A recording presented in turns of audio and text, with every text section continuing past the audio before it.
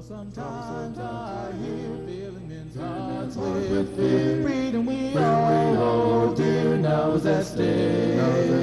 Humble your heart to God, safe from the chastening wrong. Seek the way pilgrims trod, Christians away. My Jesus is coming soon, morning or night or noon.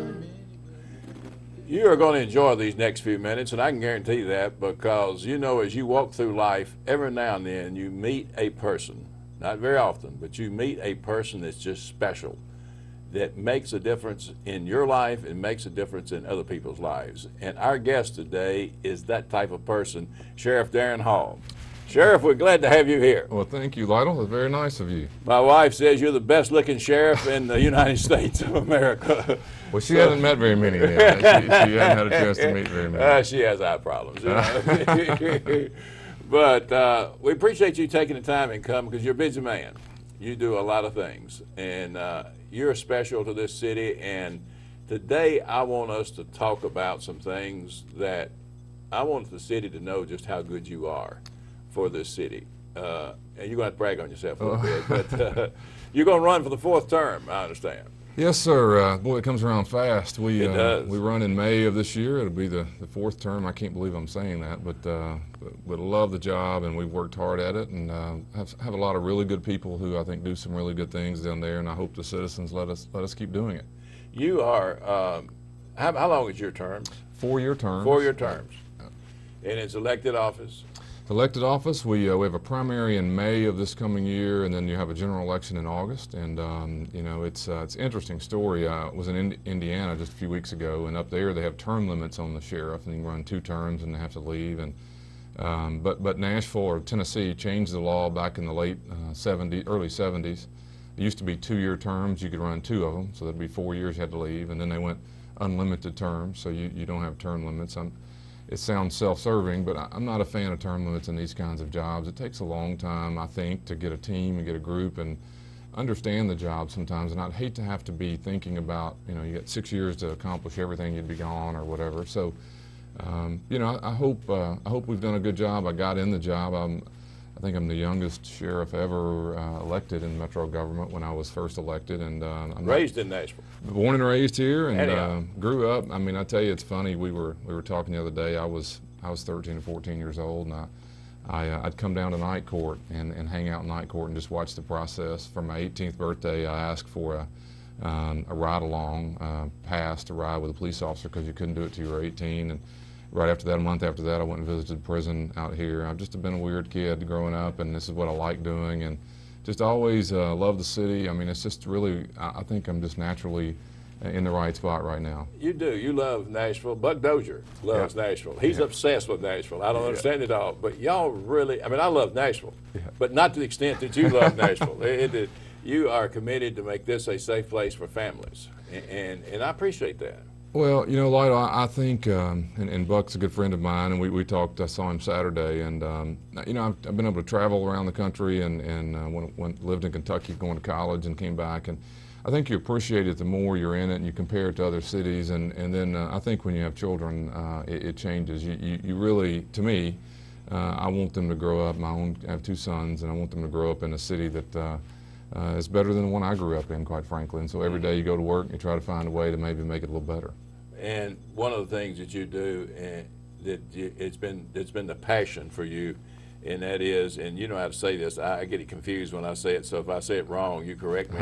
But the police arrest the criminal. Right. You tried to arrest the reason, the crime, or how did you say that? You arrest the problem. The problem, yeah. You know, I think it's, and the police are friends of mine. I grew up with them, so I'm not picking on anybody. But police work is dangerous, but it's not real hard. I mean, people don't realize this, but murder is a crime of passion. 82% of the time, whoever did it has a very passionate feeling toward that person. So when you find unfortunately, a dead person, it's not real hard to start figuring out who is the most likely candidates, and you get down to not everybody in the city. Right, it's not everybody, and you start thinking about robberies and burglaries. Most people who do those kinds of things aren't real bright when they're doing it. They're under the influence, and they got other things going on, and so it's not really hard to figure out who did it. The movies make it hard, and TV shows make it hard, but it's not hard. It's dangerous, and we need it. What is hard to do is to do something about it. And that's what government needs to do. Keep talking. This is, folks, y'all listen to this, because this, as people that live in this city, I think this is a path we really need to go down as citizens. This is a direction. Keep talking, Darren. Yeah, I mean, if Daron Hall is out there and I'm burglarizing houses because I'm strung out on cocaine or street drugs, and they're trying to figure out who did it, well, it's likely I'd have left my wallet in one of these houses I broke into, Very likely. and I've heard of this all my life. And so figuring out who did it's not hard. Once you catch me, convicting me of burglary is not hard. That's a process. But once you've done that, you really haven't done anything, to be honest. You took me off the street, put me in a jail or a prison.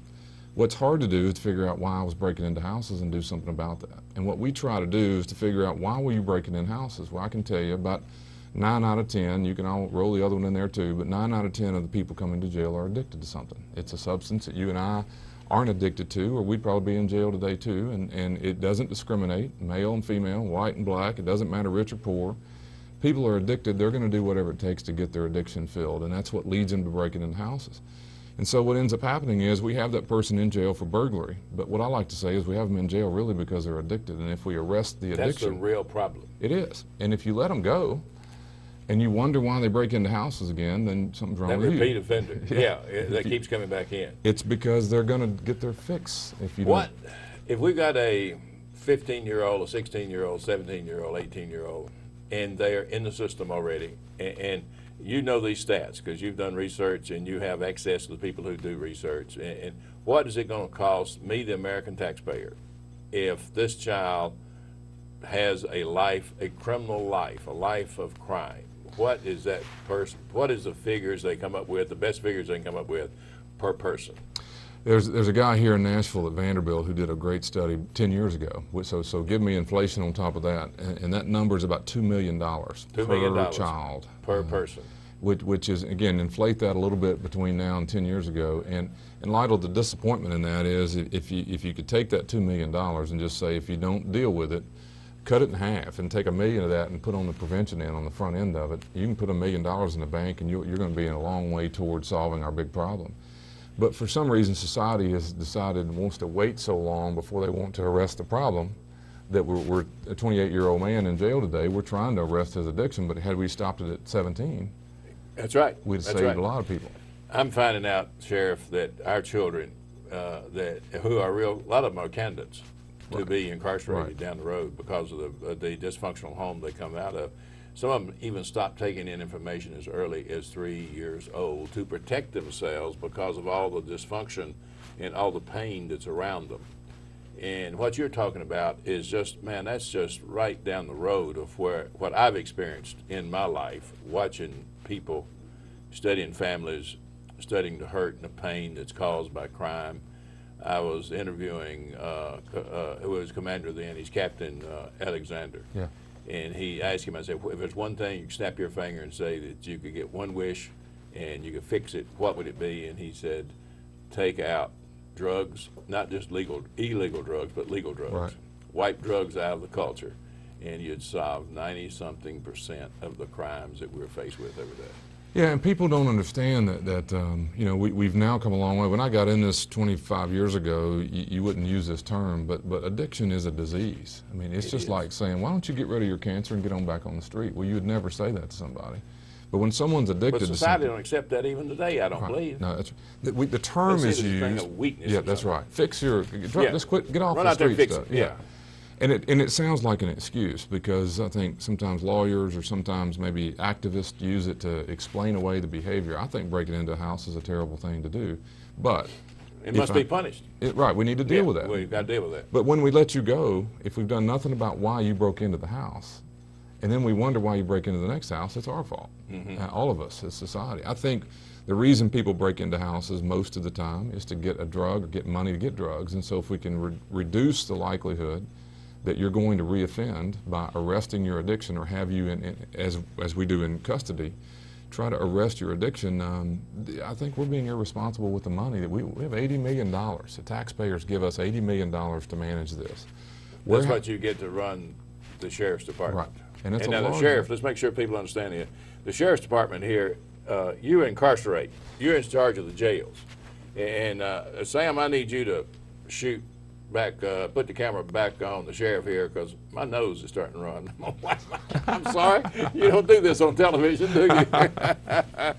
Thank you. I took medication. I was supposed to not do that. I'm sorry, Daron. Go ahead. I don't know where I was saying. Well, got to rest this addiction I've got. Yeah. So no, but I think we have $80 million of the taxpayer money, and they give that money to us, hopefully to manage it well. I think we do. But inside of that money is we have about 45,000 people a year come to jail, and every one of those are going to go home. Virtually every 45,000. 45,000 come in the doors. So when we release you back to the streets where I live and where you live tonight, what is the likelihood they're going to do what they did on the first, from the first? If we've done nothing to change that, I think I wasted your money.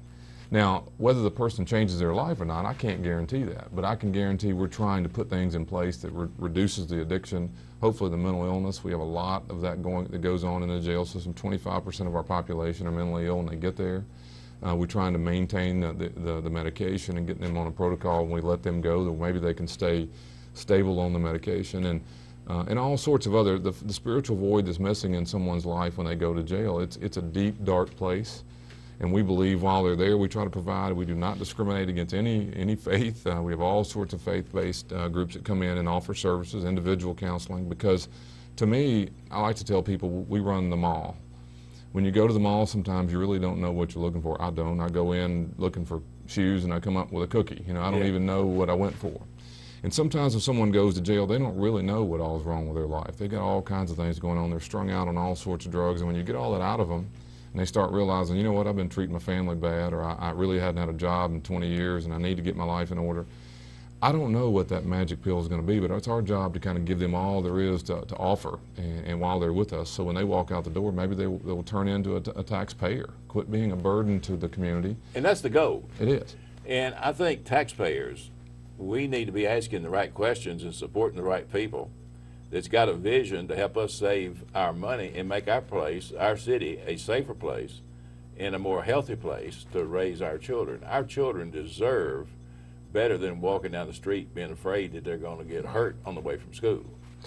Yeah, I have a 19-year-old and 11-year-old, both boys, and I've talked to them a lot over the years about crime and things, and what they used to be afraid of the dark. At a certain age, they all get a little nervous about this and that, and I tell them, a lot of times that most crime is committed in areas of town where there's other crimes going on. There's very few innocent people involved with a thing like a home invasion. Mm-hmm. You'll hear home invasion on the news all the time, but when you drill down into it, it's usually a drug deal gone bad, or you stole my TV, I'm stealing it back.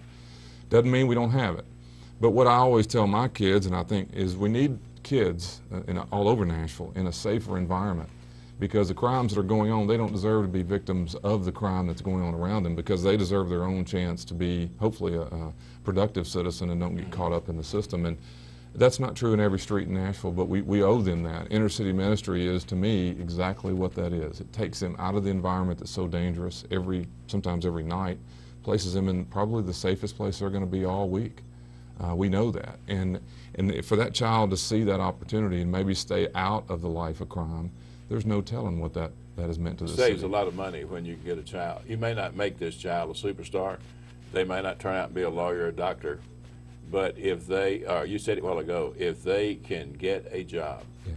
I talked to a couple of young men one day. I took them out and we were spending some time together. And I said, let's go get a hamburger. And I carried them out and sat to a restaurant.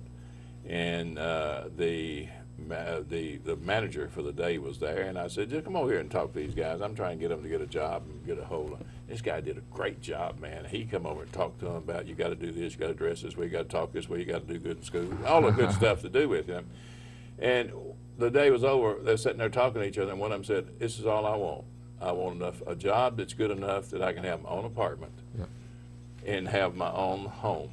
He said, that's all I want out of life. And he has been incarcerated because he did not have the right skills and got with the wrong crowd and peer pressure, and he's been incarcerated. Well, he's out now. He's been out for a pretty good while. And talked to him the other day, and he's got that apartment. And he's moving forward with his life, and if he can just look ahead and not look back, except look back for, you don't repeat, but work and go home. There's so many people, they're not trying to be president of the United States. Right. They just want to be happy. Yes. and they want to be a place where their family can be happy. They want to be loved. Yes. And there's no place like the better than the family to get that love. Yep. And the thing I've noticed about your department, and I visit in the jails, not as much as I should, but I've been there. And your staff is courteous. The inmates speak well of it. And I've told you before on this show, one of the boys was an inmate, and when he needed some information, and after church one Sunday, I said, well, how are we going to get this information? He said, oh, just take me down to the jail and drop me off. And I said, you just got out of jail. You're going to go back? He said, oh, yeah, drop me off. They'll get that information for me, and they'll get it set up, and then I'll just walk on home from there. He was so comfortable, but he trusted. Right. He trusted your staff, that when I let him out of the car, he said, I'll see you later tonight. And he walked in the jail to get that information. I asked him when he got it, did you get it? He said, oh, yeah. They went right on back there and got on the computers, and they printed it all out and talked to me a little while. And I've talked to other inmates that talk with great respect about the way they were treated by your staff. And that all comes back to you. You're the leader that makes that happen. Now, how do you pick in your leadership style? How do you describe your leadership style? What makes you a good leader? Because you're a good leader. Now, what makes you a good leader? Well, I appreciate you saying that. I don't know, you know, I'm an interesting person. I really want people around me who don't think the way I do and don't agree with me on all ways of doing it. Our chief deputy is a Marine, and I obviously didn't go through the Marine Corps. One of our other chiefs is kind of a business guy. He worked for Texas Instruments. I went to college with him years and years ago. Had never been in the government. He's a business-minded person, and sometimes almost anti-government he had been before. Kind of a government's slow and lazy and doesn't do its thing. And I said, well, then you come and fix it. And he's been in that job for 12 years. And our chief of corrections grew up here in Nashville. He oversees our jails. His brother's been in the jail all of his life, and he runs the jails. He grew up in East Nashville, right here. Now, you're saying his brother's been incarcerated? All of his life. Okay. And what I mean is the brother goes in and out of the system, the other brother runs the system. And, and I say that because I really respect where he came from. He came from the streets of Nashville. He's a role model for the inmates. He can walk in and out of the institutions. Young men and women who are saying they have it tough today in the streets, we're trying to hire some of those people. He represents a lot of those, to me, those facets that we're looking for. And so when I think about the people that I surround myself with, I really don't ask people to agree with me. I'm almost a consensus building person. I want people to sit around a room, let's figure out. I don't have to be right all the time. I don't have a lot of patience, but that just means let's talk about it, figure out what the best thing to do, and if it's your idea, let's go do that. Once we say we're going to do it, let's commit and go all in to do it. And I think that's what, I mean, at the end of this, that's what I hope everybody, we focus really hard on what we focus on. And sometimes it's money. We've never been over budget in 12 years. That's almost unheard of in this line of work. We have the lowest turnover rate in the United States for what we do. As far as employees. Employees, and that's hard. I mean, our line of work's not easy. And so it's a tough. When you walk in there, you know, and that door shuts behind you, that still don't make me feel good. Right. It's probably because of my guilty conscience is going, if they only knew. And so but your people are so professional, and so you're employing good people to manage people. We try real hard to recruit good people, and I think I say this all the time, you know, we try to hold our employees accountable. A lot of people don't really like this, but they think you're being mean, but I always say that an employee wants to be held accountable, they just don't know it. If the time to come to work is 7:30 and the time to go home is 3:30, and I'm going to replace you at 3:30, I guarantee you I want them to hold you accountable being here on time to get me off work, and vice versa. And so when I say we're going to hold our employees accountable, I think that's part of the reason why people like to work there, is it's a tough line of work. If you're going to be at work on time and do your job, we all make mistakes. I make them every day. We do not go looking for people to get rid of by any means. But we want you to be on time and do your job, do the best you can, and be honest. That's what we ask. I mean, I always say don't expect you to be perfect, but we want you to be perfectly honest. Okay. Tell us what happened, why you did it. What was your thought process? And that's a learning experience. When people start sharing, and, you know, it is, I have a guy that, a friend of mine who spent, I believe he was in for 50 years, 25 years or something. And while he was incarcerated, he had worked his way up to where sometimes the warden of the prison would come in. And when a young man came in, he would bring him over to talk to him about the crime that he committed. And some of these guys are shooters, or they shoot in schools and stuff like that. And he said, you know what's interesting? When I sit down and talk to them and find out why they did what they did, you start to understand their reasoning. Right. as to why. You can see why they made that decision. It wasn't a good decision. It was a bad decision. It was a horrible decision. But yet, when you see why they made that decision, the information they had, and when they acted on that information, you see why they got where they got to. Yep. That's what we need to be addressing, Daron, as you were talking about earlier. We've got to find those young people, Right. find out how they're processing their information, and then be honest with us. If they're honest with us and we're honest with them, then we can find the solution, just like you find solutions by getting good employees. Right. You want them to be honest, perfectly honest. And so we've got to be perfectly honest with youth, Right. empowering them to make good decisions and let them see this is a wrong decision, this is a good decision, how well is that decision working for you?